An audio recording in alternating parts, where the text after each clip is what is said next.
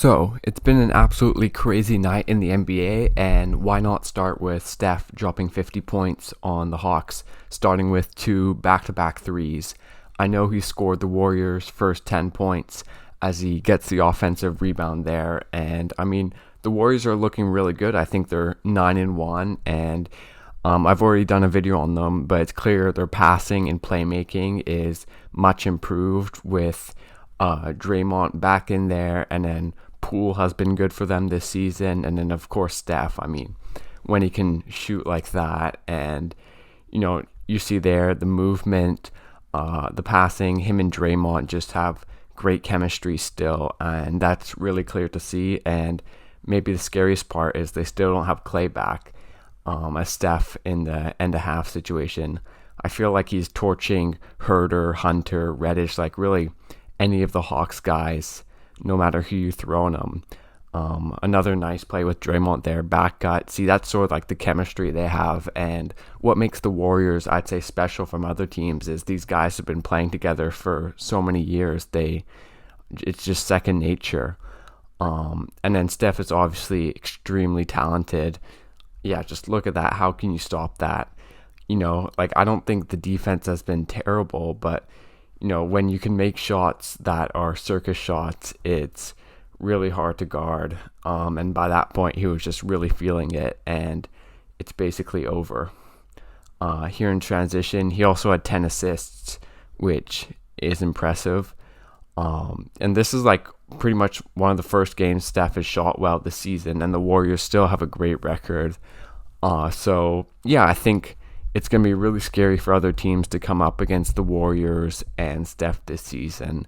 And the Hawks are his first victim to a massive scoring outbreak, 50 points. Next, we have Jokic clobbering Markieff Morris from behind. I mean, bit of a cheap foul from Morris in transition, but then Jokic just whacks him from behind. Seems a bit unnecessary. Luckily, Morris, he was quite shaken up, but was able to walk off the court, and I'm sure Jokic is going to get suspended for that. Next, we have Towns hitting just an insane three against the Grizzlies to tie it up with 1 second remaining. The Grizzlies did win this game though, so why not take a look at some Ja Morant highlights, starting off with a nice lob in transition. I feel like the Grizzlies are one of the most solid teams in the NBA, just no bad players, and then Ja, who has emerged into a superstar this year.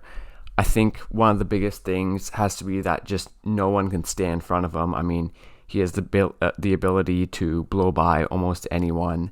And then he's also good at finishing around the rim, and his three-point shot has improved, and he's hit a couple of big threes this season. And put that all together, his athleticism, his playmaking, his unselfishness, and yeah, combine that with the Grizzlies, who are a really solid team, and they're picking up wins at home against the Timberwolves, and I think they're going to be at least a play-in team, the way things are going.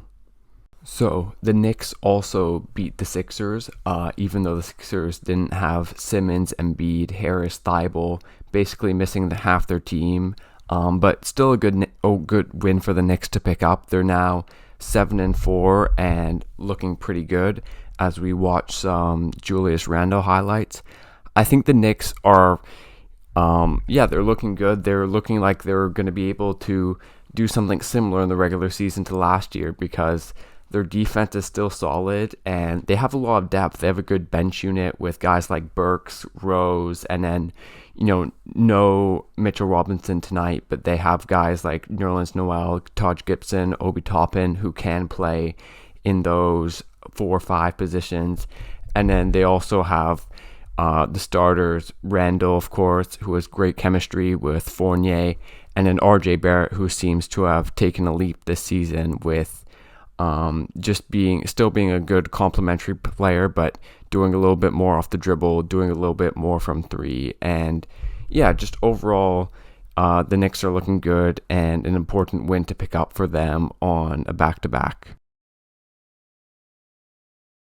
Finally, the Chicago Bulls beat the Nets 118-95. Kevin Durant had 38 points and 10 rebounds, but it wasn't enough. The Bulls, they went on a massive run in the fourth outscored the Nets 42-17 in the fourth quarter.